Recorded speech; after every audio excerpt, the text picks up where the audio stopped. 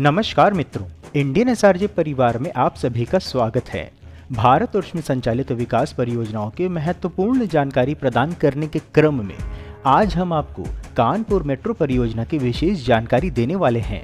जानेंगे कानपुर मेट्रो परियोजना की संपूर्ण जानकारी व वर्तमान परिस्थिति भी। देखेंगे कानपुर मेट्रो निर्माण कार्य की एक्सक्लूसिव ग्राउंड रिपोर्ट एवं जानेंगे इसकी विशेषताएं भी तथा परियोजना के चरणबद्ध उद्घाटन व भविष्य के विस्तार को भी हम जानेंगे। तो मित्रों, संपूर्ण जानकारी पाने के लिए वीडियो को अंत तक अवश्य देखें। मित्रों, एक निवेदन है कि यदि वीडियो पसंद आए तो वीडियो को लाइक व शेयर अवश्य करें और यदि चैनल पर नए हैं तो चैनल को सब्सक्राइब करके हमारे मनोबल में वृद्धि करें तथा बेल आइकन को ऑल पर सेट करना ना भूलें। चलिए वीडियो में आगे बढ़ते हैं। किसी भी देश को विकसित होने के लिए वहां की आधारभूत संरचनाओं को सुदृढ़ होना अत्यंत आवश्यक है और इसकी महत्ता को समझते हुए देश की वर्तमान सरकार भारत के विभिन्न आधारभूत संरचनाओं का अभूतपूर्व विकास कर रही है। इस समय संपूर्ण भारत में हर ओर कोई न कोई विकास कार्य संचालित है, जिसका अनुभव आप स्वयं भी अपने क्षेत्र में रह करके कर रहे होंगे। इसी क्रम में आज हम आपको उत्तर प्रदेश की आर्थिक राजधानी कानपुर नगर में निर्माणाधीन कानपुर मेट्रो परियोजना की विशेष जानकारी देने हेतु बता दें कि कानपुर मेट्रो एक नगरीय मास रैपिड ट्रांजिट सिस्टम अर्थात MRTS है, जो Uttar Pradesh metro rail corporation limited अर्थात UPMRCL द्वारा उत्तर प्रदेश के कानपुर नगर में 2 लाइनों और 30 स्टेशनों के साथ निर्माणाधीन है। परियोजना की जानकारी हेतु बता दें कि इसकी आधारशिला 8 मार्च 2019 को प्रधानमंत्री नरेंद्र मोदी जी द्वारा रखी गई थी।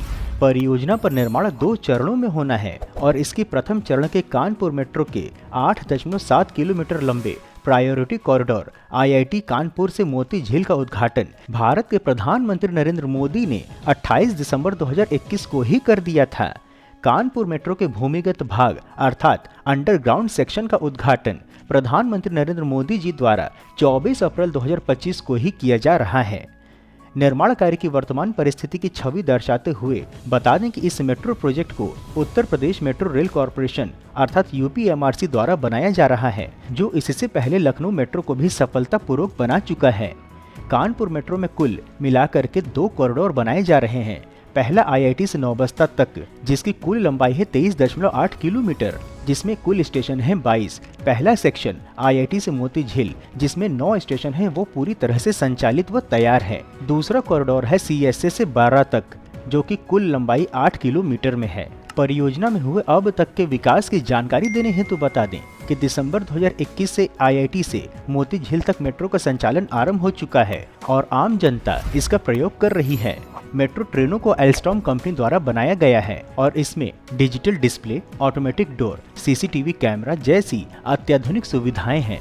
अब यदि कानपुर मेट्रो परियोजना के भविष्य की योजना की जानकारी दें तो आपको हम बता दें कि उत्तर प्रदेश के कानपुर मेट्रो के विस्तार की योजना तैयार कर ली गई है।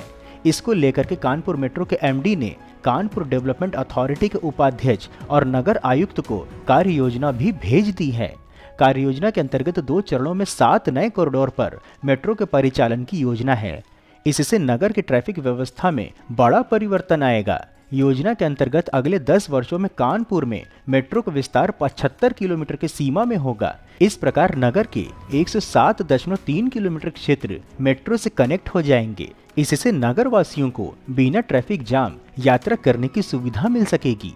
नगर के विस्तार और विकास में भी यह बड़ी सहायक हो सकती है। अधिक जानकारी हेतु बता दें कि इस कानपुर मेट्रो के 7 नए कॉरिडोर में 10 वर्षों पश्चात 75 किलोमीटर और मेट्रो के दौड़ने की योजना तैयार की गई है। कानपुर मेट्रो के MD ने इंटीग्रेटेड ट्रैफिक मोबिलाइजेशन प्लान के अंतर्गत विकसित भारत 2047 की कार्य योजना तैयार की है। इस कार्य योजना में 7 नए कॉरिडोर का पूरा खाका बनाया गया है। योजना के अंतर्गत वर्ष 2030 तक मेट्रो के 44 किलोमीटर के 3 नए कॉरिडोर बनाए जाएंगे।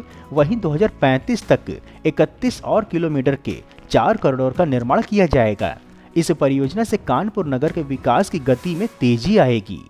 बता दें कि कानपुर मेट्रो में अभी IIT से नौबस्ता तक 23.8 किलोमीटर की सीमा में मेट्रो का कार्य चल रहा है।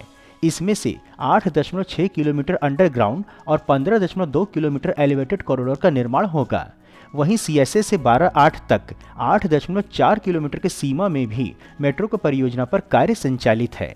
इस कॉरिडोर में 4.2 किलोमीटर अंडरग्राउंड और 4.4 किलोमीटर एलिवेटेड निर्माण होगा, परंतु 7 नए कॉरिडोर के निर्माण से नगर में 107.3 किलोमीटर भाग में मेट्रो का परिचालन होने लगेगा।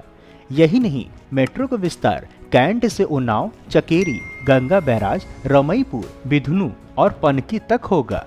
कानपुर मेट्रो के एमडी ने कानपुर डेवलपमेंट अथॉरिटी के उपाध्यक्ष और कानपुर नगर निगम के नगर आयुक्त को पूरी कार्य योजना भेजी है। अभी 2 कॉरिडोर पर मेट्रो का कार्य संचालित है। 7 और कॉरिडोर के निर्माण के पश्चात इनकी संख्या 9 हो जाएगी।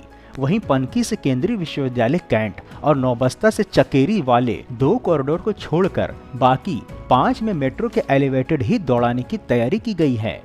वर्तमान में उद्घाटन की जानकारी देने हेतु बता दें कि कानपुर मेट्रो के कॉरिडोर 1 आईआईटी से नौबस्ता के अंतर्गत मोती झील से कानपुर सेंट्रल स्टेशन तक यात्री सेवाओं के विस्तार के लिए मेट्रो रेल संरक्षा आयुक्त ने स्वीकृति प्रदान कर दी है।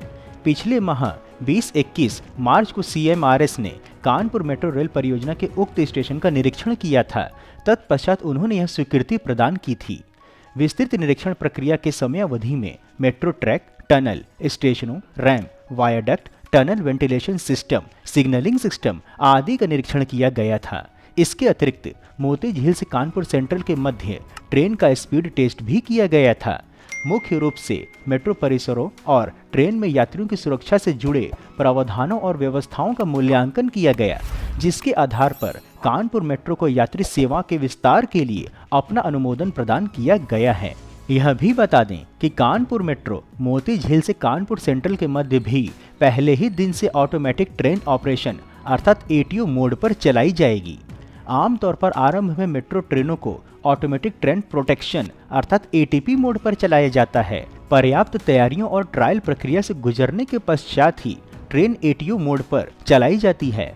कानपुर मेट्रो ने मोती झील से कानपुर सेंट्रल के मध्य यात्री सेवाओं के विस्तार से पहले ही ये तैयारियां पूरी कर ली हैं।